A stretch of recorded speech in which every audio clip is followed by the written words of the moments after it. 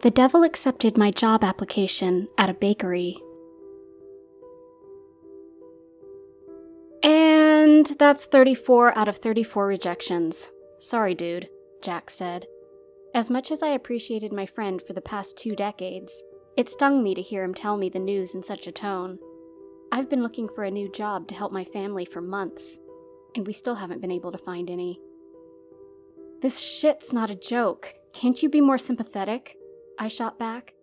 It's bad enough that I can barely afford basic living expenses, but I also gotta get my daughter's school supplies. Don't worry too much, though. Your daughter's the type to get along with everybody. As long as you're there for her, I think little Emily's gonna do just fine. Besides, like I said, I'll try to help you as much as I can, Jack replied. I told him, seriously though, thanks so much for your help. Everyone else said that they had their own problems to deal with, and here you are, helping me even when your car burned down. I was truly grateful for the help he offered. A friend like him comes once in a blue moon, and I was so lucky to meet him in high school.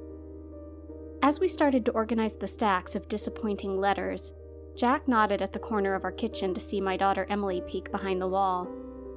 Startled, I burst out with a little more force than I intended to. Emily, what are you doing? It's 11. You should be in bed right now.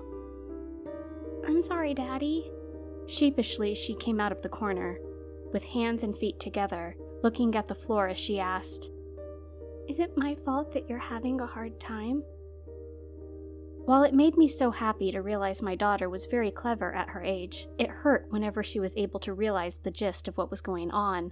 I only wanted the best for my daughter. No, sweetheart, Daddy's just... I was cut short by Jack. No, nothing like that, Miss Pumpkin. See, Daddy was just talking about his secret surprise for your birthday, Jack exclaimed. Really? Her face lit right up. Ooh, Daddy, can I please have that backpack I showed you yesterday at Target? I really wanted... Emily, you have to get your sleep. Daddy's very busy right now. My wife, Maria, came inside the kitchen, lifting Emily off her feet. Jack smiled and nodded at her, and after a minute it was just Jack and I again in the kitchen, with a handful of rejection application papers. Well, maybe I'll head a little farther out. Not much I can do other than keep looking, I guess. Jack stopped and started to look closer at this one letter. Whoa, hold on now, I think we've got something. Excited, but not wanting to raise my hopes too high, I stood up and read the letter Jack was holding. The letter was from a bakery I found a couple days ago. Because it was brand new, I figured they could use some fresh employees. And I did have previous experience at a bakery, so I applied there anyways. The paper said they were interested in my potential there, and wanted to meet me for an interview tomorrow. Good shit, my guy. I'm proud of you, dude, Jack told me. After the long-awaited struggle, I was so happy. I thought, this would be my chance, a chance to help my daughter get a life I could never afford.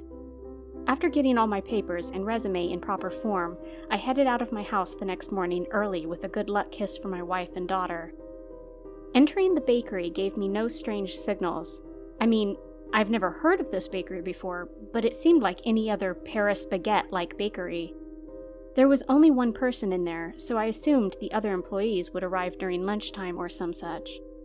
With an optimistic thought, I hoped that there was no one here, and so I would be hired on the spot and would work in the mornings, which would potentially give me time to pick up my daughter on the way, even bring her some bread here and there. With good pay and good perks, I was determined to get this job no matter what it took. Hi, my name is Rick Q. I'm here to see Mr. Rookwood for the job interview. I kindly spoke with a smile to the man. He sat next to the window with crossed arms and zoning out at the pit-pat of the rain. Well, what do you think? He replied. The calm in me cracked a bit. Maybe I zoned out and didn't know what he said earlier. Damn it. I prepared so much for this, I couldn't fail here. The place? I think it's pretty nice now that you designed the interior. No. Nothing of that sort. I mean, what do you think? I was able to do all this for you. Surely there must be some sort of joy or something you feel, right? About the job? I'm very grateful for the opportunity I was given. I started sweating. He didn't seem like he was angry, but his weird start to the conversation made me a little uneasy. You still don't get it. He uncrossed his arms and took off a ring he had on his right index finger, a plain silver-colored ring. As he tossed the ring back and forth in his hand, he spoke again. I was able to help you and Maria come through this far. Let Emily make good friends, and heck, now I even get you this job interview, and yet you don't feel anything? I froze, stunned at how he was able to know the names of my family. Surely I must have mentioned the existence of my family on my application, but for him to know their names? I'm sorry, but how do you know? Oh, but I know much, much more.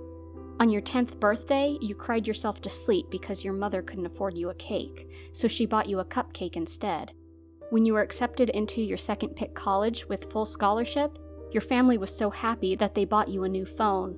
And when you were expelled from that very same college for making a fire? I know it was that fucker Rat that actually caused the fire.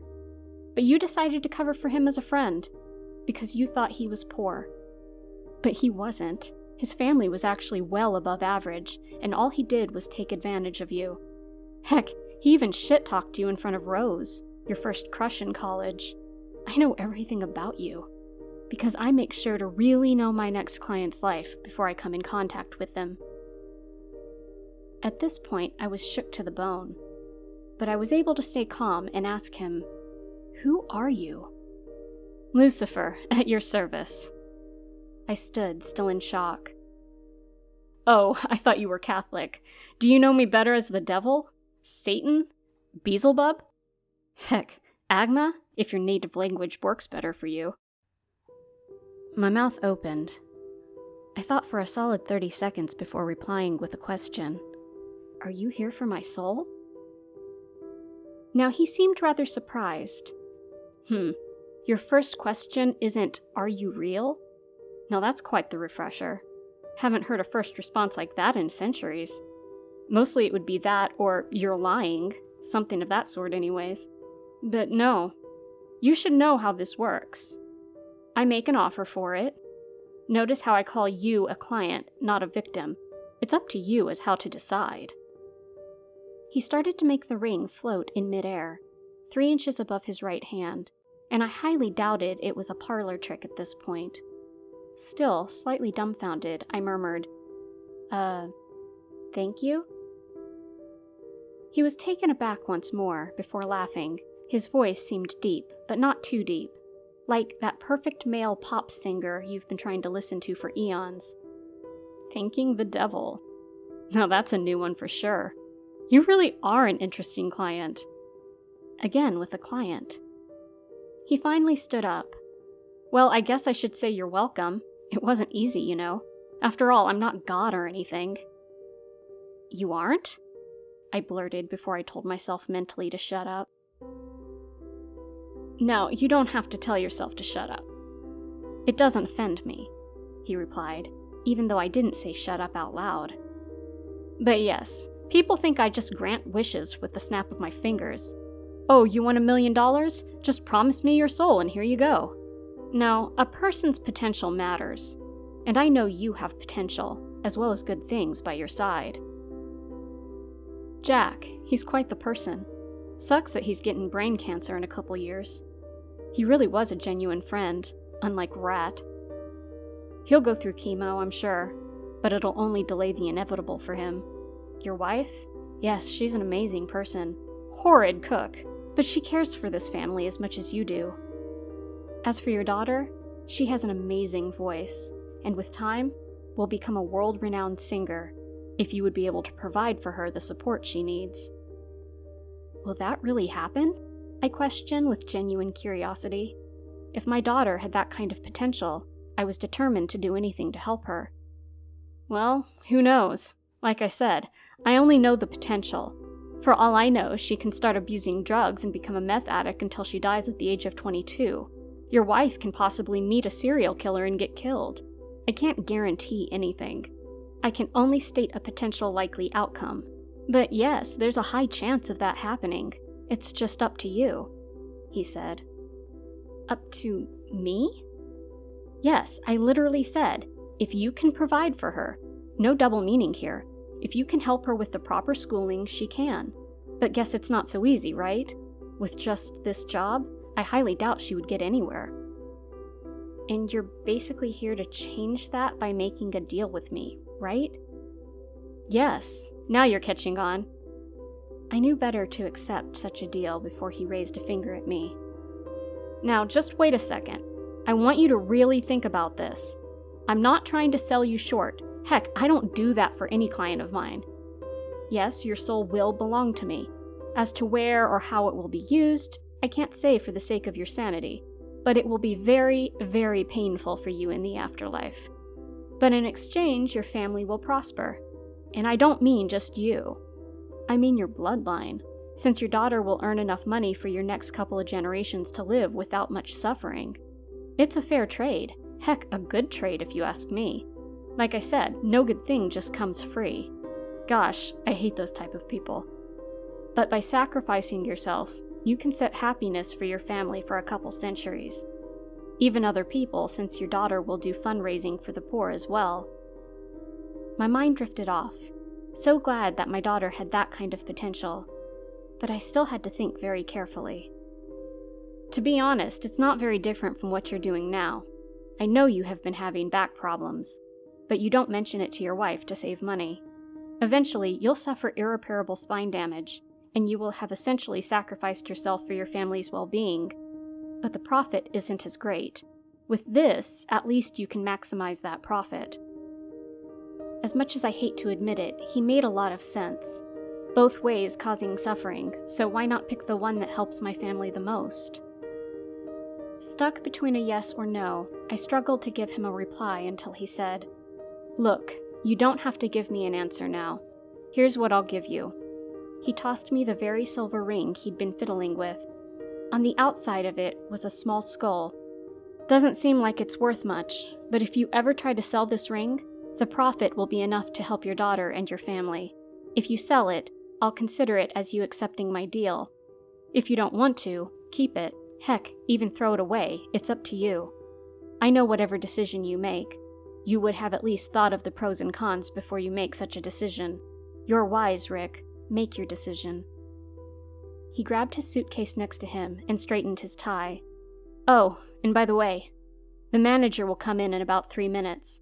Don't worry, he'll accept you. Consider it a sample gift. I looked at the ring again before looking up to reply. How well will my family be with my current state then? But he was gone. At the same time, though, I felt like I knew. Months passed and the job was good. While it was hard work, and I even got a dry skin condition due to the flower there, I was able to pick up my daughter on the way from home, and even raise enough money to get her a teacher for singing. As the devil predicted, she loved it and was phenomenal at it. It seemed like things worked out, so you couldn't blame me for throwing away that ring into a nearby river. In the end, she wasn't able to push her singing career into a famous one, but she still lived a happy life, and I was happy for her. She even met a very nice guy while working at a library, and while I didn't like him at first, I approved of their marriage. So you could say it was blood-curdling for me when I saw the ring that my soon-to-be son-in-law presented to my daughter, because on the side was a glistening silver skull marking.